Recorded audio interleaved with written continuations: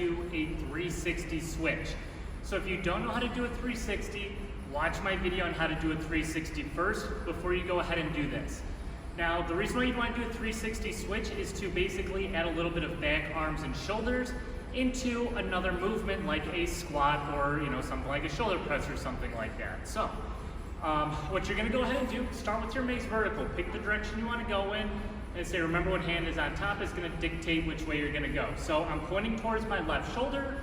Mace is going to go up and over my left shoulder. Now here's the thing with the switch is, whatever side you're pointing to is the way the mace head is going to fall. So I'm pointing towards my left shoulder, so if I were to let the mace fall, it's going to fall into my left hand, where you can do something like a shoulder press, a squat, if you were to catch with an underhand grip, a hunter, any movement you want to do at that point, lateral lunge, doesn't really matter. You're then going to go ahead, you're going to bring that mace back vertical, hand comes down. Now, whatever hand was on top is literally just going to slide straight down. So now I'm pointing towards the opposite direction.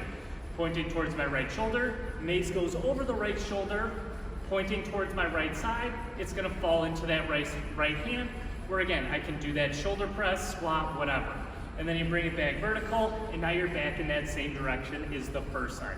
So what this is going to look like a little bit faster, back down, hand slides down, opposite direction, into that shoulder press on the right side, and it's just alternating back and forth at that point.